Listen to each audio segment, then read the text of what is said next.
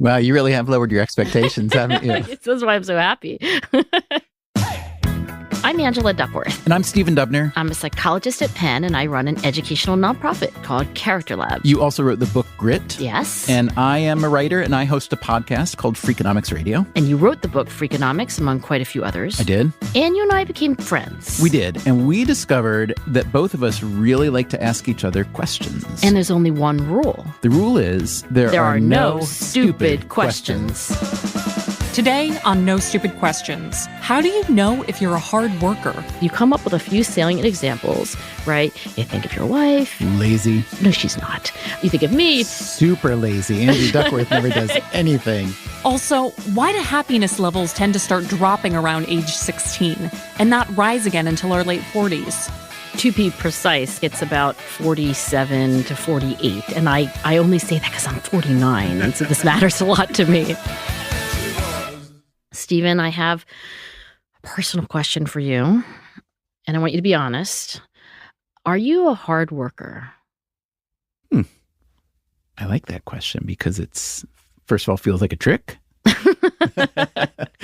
Second of all, it is something I think about a lot, but I think about it in terms of, did I work as hard as I was capable of working? Not like, did I do a lot? Okay, so scale from 1 to 10. Yeah. Stephen Dubner. Am I a hard worker compared to myself and my potential, or compared to like the universe of people? Let's go with universe of people. So compared to the universe of people, I'm going to give myself 8.7. So out of 100 people, you would be like harder working than 86 of them. And then, yeah, there's people in front of you that I ridicule for working too hard, the other people. who are workaholics. Yep. Okay. And then what about compared to how hard you could work? I'm going to say 8.6. Pretty similar. Yes, that's right. Yeah. In other words, I feel like I could be, in the top 10%, maybe the top 5%. I could work harder, but I don't always push it as hard as I can. But I'm curious why you're asking this question, because you don't really care about how hard I work. Well, I'm asking you in part because it's a question I ask to measure grit. Being a hard worker predicts success outcomes. And I have, after 15 years of measuring whether someone's a hard worker by asking them, are you a hard worker? Well, does that work? Asking them that question? I wouldn't think so. Well, kinda. If somebody says, yeah, I'm absolutely a hard worker, then all things being equal, it is more likely that they're going to achieve something than not. There isn't grotesque inflation?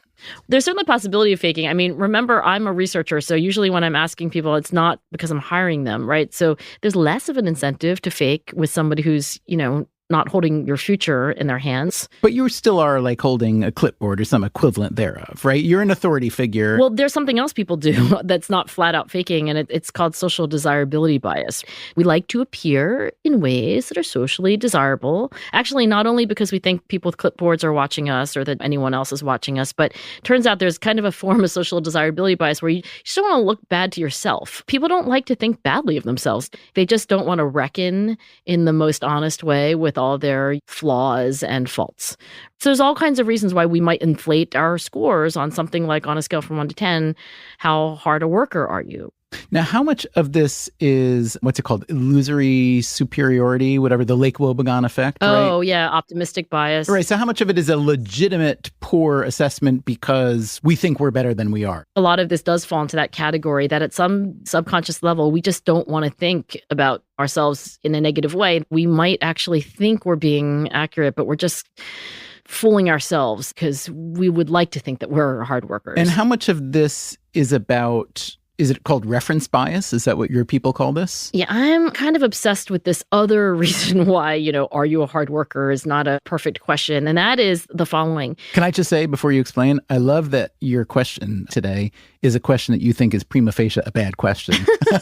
No, I do. I'm serious. It makes it more fun to learn that the question was thought to be poor. But now you're going to tell us why it's good that it's a poor question. Yeah, well, at least I'll tell you why it's interesting. So when I ask you, are you a hard worker? I think what immediately comes to mind is, like you said, compared to whom? And you might say like the universe of people. In fact, you did. But guess what, Stephen? You cannot conjure up the universe of people. That would be more than 7 billion, right? You cannot imagine what the distribution of humanity looks like and then place yourself somewhere in that distribution. What really you do is you come up with a few salient examples. You think of your wife. Lazy. No, she's not. You think of me. Super lazy. Angela Duckworth never does anything.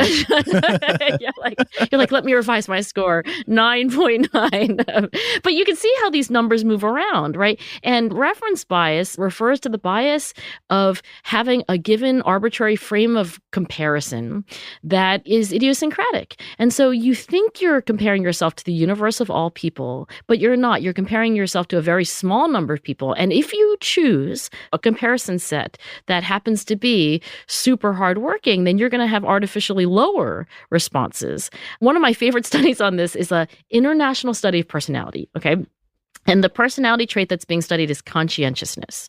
Now, some countries, one might argue, are a little more conscientious in general, and I'm not biased because of my Asian background. Some would say that the Far East, that the Chinese, the Koreans, and the Japanese, on questions like, are you a hard worker?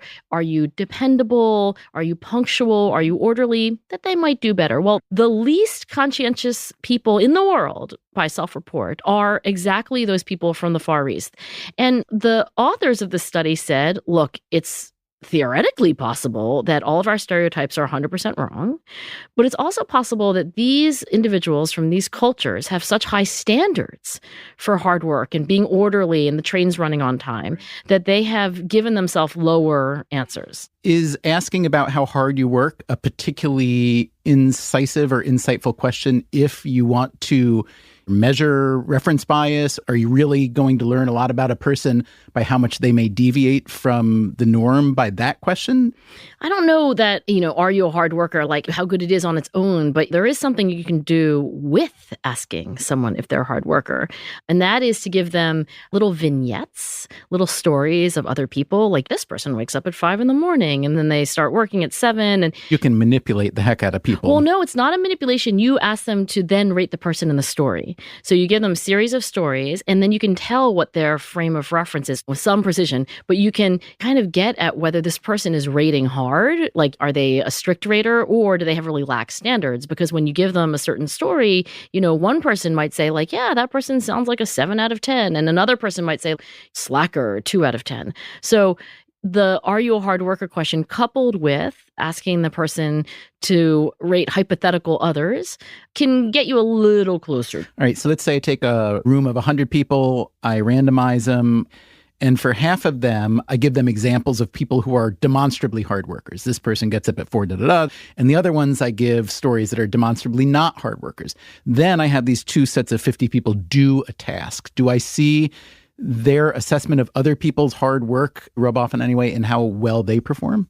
So you've designed an experiment where you're kind of trying to prime, if you will, or like encourage hard work or not hard work by giving them different comparison sets, right? I'm not sure, but I am guessing that if you give people examples of really hard workers, that if they feel like those people you've described are similar to them and the hard work is within their grasp, it's something that they can do, then you'll get them to work harder. But on the contrary, if you have given them kind of out of reach example, like, do you know how hard Gandhi worked on this? Like, let me tell you how hard Gandhi worked on this task. They just lie down and take a nap. They just give up. You've held out these examples that actually diminish their confidence that they could do as well. So reference bias, it can get complicated fast. Am I wrong to think of it as essentially relativity? It is a kind of bias that comes out of relativity. I actually think that whenever anybody makes any kind of statement like, was it a good restaurant? How was the movie? Was it a good day? That actually there's always a frame of reference. I mean, it doesn't mean anything to say something without a comparison. And all reference bias is saying is that sometimes those frames of comparison, those references can be different depending on the person. And that's why we get these kind of paradoxical results. Was Albert Einstein ever asked how hard a worker he was, do you think? I wish he were. I don't know. And I don't know what Albert Einstein would say. I will say he was actually like a, not so bad psychologist. So he might have had the psychological insight to know that his standards of hard work might be different than others. He was once asked to explain the theory of relativity to someone who didn't know or care about science at all.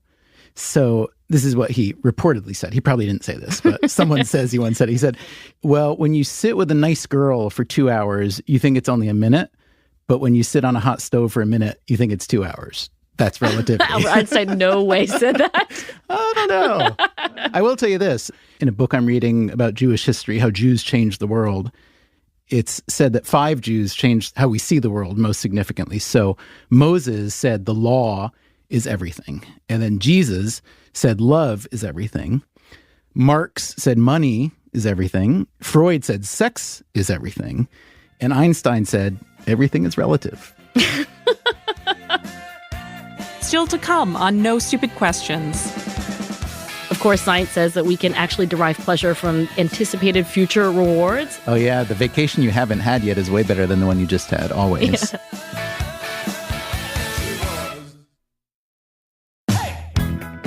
Angela Duckworth, Stephen Dubner. here's my question for you today. It's about happiness, which is an interesting and weirdly contentious subject in a way. Because people disagree about what makes happiness. And you don't think about happiness the way many people do. Many people think of happiness as kind of, goal number 1 in life. And your father told you, hell no, I don't care if you're happy, be successful. Yeah, I mostly care about achievement as a psychologist and as the daughter of my father. But I will tell you, I grew up in the Positive Psychology Center. That's where I did my PhD. So you can ask me a happiness question.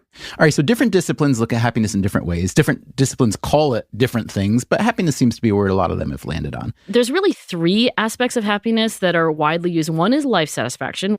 And then the second is positive emotion, like feeling energetic or joyful. Now, I know those sound like the same thing, but life satisfaction is thinking that your life is good. So overall, you would say, oh, I wouldn't want to trade my life with another's.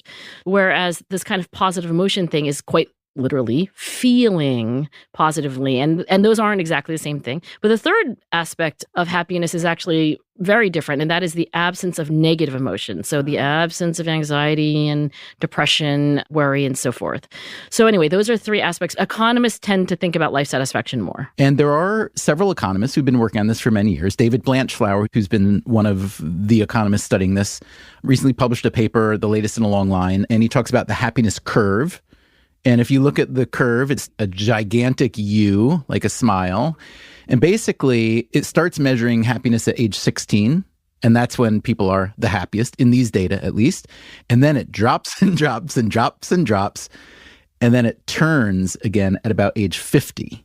Yeah, and to be precise, I think it's about 47 to 48. And I only say that because I'm 49, and so this matters a lot to me. Okay, so you're in for good times ahead. So here's the question. If you believe the happiness curve and that our happiness basically drops from teenagerhood until kind of whatever you want to call age 50, middle age, late middle age, middle age, and then it swings really hard upward for a long time. If you do believe that, why do you think that is the case? Is it that there are things happening in there? Is it adjustments? Is it habituation? You're the psychologist. Tell us what. So I've seen this work by Blanchflower, and I will tell you that it's very thorough. I think there's good reason to believe it's real. So generally what Blanchflower is using is survey data, self-report. Usually the phrasing is, how satisfied are you with your life? I think it may be because as you hit that midlife period, you're maybe under a combination of family stress, because parenting's not easy, and work stress. And could it be that age 48 to 52 is when many parents are seeing their teenagers move out of the house? That is a possibility. These samples don't only include married adults. But yes, one of the findings from marriage research is that, so many married couples with children fear the empty nest syndrome. But actually, on average, people tend to be happier once they've sort of gotten over the initial crying of your last kid being dropped off to college.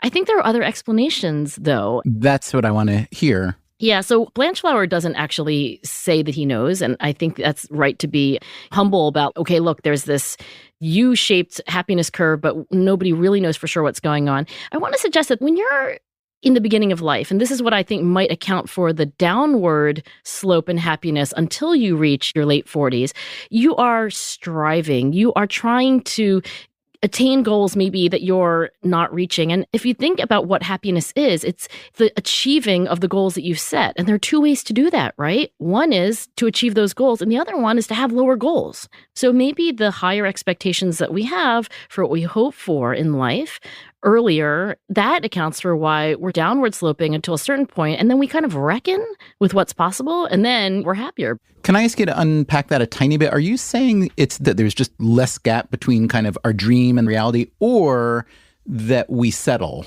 that we habituate and become more accepting of what we've got, even if it wasn't what we hoped it might be? Well, that's a pretty nuanced distinction, but I agree. There's kind of setting lower goals, not having high expectations for your life. And then alternatively, there's keeping those high expectations, but having this distanced perspective on like very zen about the fact that you missed those goals.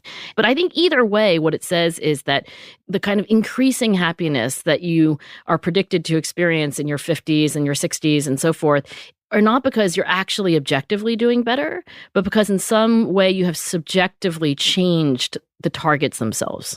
Are you suggesting, and I think there is research that suggests this, that young people are unrealistically optimistic? And even if the answer to that is yes, can you really say that it is unwisely? Because maybe one of the things that you need a surplus of when you're starting out is optimism, because in fact, it can be hard. There is a psychologist who I love named Don Moore. He's like a judgment and decision-making scientist. And he believes that not only the young, but people of all ages can be recklessly optimistic. And he thinks that this overconfidence is actually a problem. I mean, when he says this, entrepreneurs just leap out of the woodwork and they say, you got to be optimistic to get anything done. And I think Don Moore would say, no, it's just better to be accurate. And he has some experimental evidence to support that. I think that these high aspirations that young people have, like rose-tinted movies in their head about what their wedding is going to be like and how their children are going to be beautiful and perfect, and all these projections into the future, which are probably a little naive. I think you could ask the question whether they're really unwise or not. I do think that if you reach higher, you'll get farther, but you might be less happy doing it. So let me ask you this. Since we see that measured happiness is very high at 16, and since you're talking about reckless optimism is a feature of that age, how can you explain then the relatively very high and increasing suicide rate? Or maybe it does explain it. Maybe it's that the cohort that are prone towards suicidal thoughts are those who see that gap between expectations and reality. Well, first of all, I don't want to say that optimism is inherently reckless. Some would say that it's reckless. I wouldn't use exactly that language. I might amend your question to say, look, if young people have these optimistic aspirations, how do we explain increasing rates of suicide and depression? And I think that's an excellent question. That's the question I meant to ask. I really don't think anyone knows. I mean, I think the mystery of increasing rates of anxiety, depression, and suicide are still exactly that, a mystery. One hypothesis that has been advanced is the same hypothesis that's been advanced for why a lot of other people who are not just young adults or adolescents are unhappy, and that is that we do have this ratcheting up of expectations. And so there is this gap between what we're achieving and our aspirations, not because we're achieving less, we're probably achieving more. I mean, we're learning more, we're having, in some cases, higher quality experiences, but our aspirations are growing faster than our objective achievements. By the way, another possibility, Stephen, is that the people who are happier are just different from the people who are depressed, and they're both growing in number and the middle's getting carved out. If you do believe these data, what do you do with it? Let's say you're a 16-year-old person. Let's say you're a 50-year-old person. Let's say you're a 75-year-old person. By the way, happiness does start to decline when you're older. A lot of people around you are dying. Your own health is not doing so well. But if you see that big U in front of you, okay, if you're 16 or if you're in the middle of the upslope, how do you kind of hack that happiness curve? What do you do with that information? So let's start with a 16-year-old, because I have one. So what would I say to one? Condolences. Oh, she's so wonderful. She's actually a shockingly happy 16-year-old. She's all over the data. That's right. She's at the top of the curve. She just doesn't know what's ahead. Also, we should say the teenager can be happy while making the parents miserable. Yeah, I think what teenagers experience is actually like high highs and low lows. And there's a lot of scientific evidence for that, too. I'm a university professor, so I see lots of 18 to 22-year-olds who have their fair share of angst. And they kind of are experiencing, I think, the decrease in happiness. They have memories of being carefree children. And I think that downward slope, my guess is kind of feeling the difference between what it was and what it is today. We're very sensitive to changes. And so to feel that everything was so simple then and you could eat an ice cream cone without guilt, and they're all of a sudden burdened with the weighty responsibilities of adulthood, their first career choices, their first disappointments professionally, or maybe major ones romantically. And when you're sad, it's really hard to be convinced that you'll ever not be sad.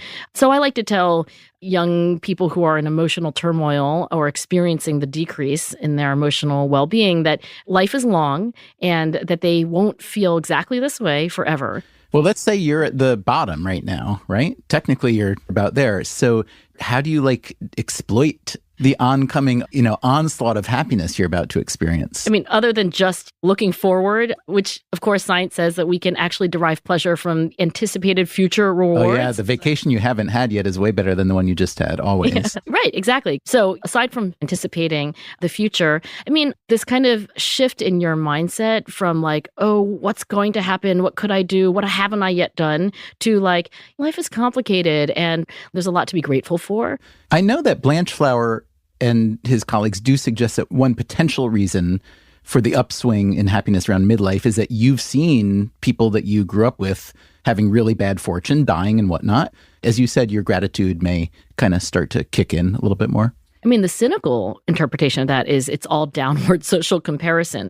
You look at people who oh my gosh, I can't believe that happened, and that somehow makes you feel better. I mean, just having some perspective, right? And that is something that 16-year-olds, God bless them, do not yet have in abundance. The wide angle lens on life that allows you to appreciate a good cup of coffee and, wow, nothing went wrong today. Wow, you really have lowered your expectations, haven't you? Yes, that's why I'm so happy. So let me ask you one last question. Let's say that someone listening to this just wants to optimize their happiness, no matter how old they are, no matter what circumstances they're in. One thing that strikes me about looking at the curve is it feels too imprecise to see it grouped just by year of age, right? But if I'm 52 and supposed to be at the bottom of my happiness, about to climb, that doesn't really relate to the things that actually happen day to day. So how would you suggest people try to get rid of the things that make them unhappy and increase the ones that work? Anytime you see a pretty graph that has a nice U or a line, I mean, it's an average. So it's not exactly the same curve for everyone. But I think more to the point, what can I do to actually make my slope a little more steep or make my inflection point happen now and not a year from now? I think the key to so much of our emotional well-being is attention. So for example, if I think of what happened in the last 24 hours, I mean, gosh, the mental landscape is vast. Attention is central because I can choose to either think of all the things that happened that were good, or I can choose to think about the things that were bad. And if I make no choice at all, the default is to actually think of negative things. And that is why one of the most reliable interventions to increase happiness is called the 3 blessings exercise. And you simply think of 3 good things that happened, usually in the last 24 hours, and you rattle them off. I've gotten so good at it, I can do it usually in 10 or 15 seconds. Lucy, Amanda, the avocado is ripe. Wait, just naming your children fulfills the 3? That's what you're saying? Yeah, I know you're going to say that's kind of a cheat, or how is that possible? But yeah, when I bring my kids to mind, I'm Lucy's healthy. Amanda finished her midterms. And yeah, I mentioned the avocado. I don't want to put that on the same level as my children, but it was a miracle of God that the avocado was actually not too ripe and not underripe. And so, yeah. Now, just so you know, that avocado is probably grown in Mexico, where the avocado ranch is run by a criminal cartel, killing and extorting innocent people. I've got blood on my hands. But if that makes you happy, Angela, that's fine. There you go, focusing on the negative, Stephen. You have so much to learn. No Stupid Questions is part of the Freakonomics Radio Network. This episode was produced by me, Rebecca Lee Douglas. Stephen actually talks at greater length about blood avocados in last week's episode, episode 2. So check that out if you haven't already. And now, here's a fact check of today's conversations. In the first half of the episode, Stephen references a quote about the theory of relativity that's often attributed to Einstein. When you sit with a nice girl for 2 hours, you think it's only a minute. But when you sit on a hot stove for a minute, you think it's 2 hours. That's relativity. Angela said that there was no way that Einstein said that. But a 1929 piece from the New York Times reports that when Einstein's secretary was being bombarded with questions about relativity, Einstein shared this quick little narrative as a way to communicate the theory to interviewers.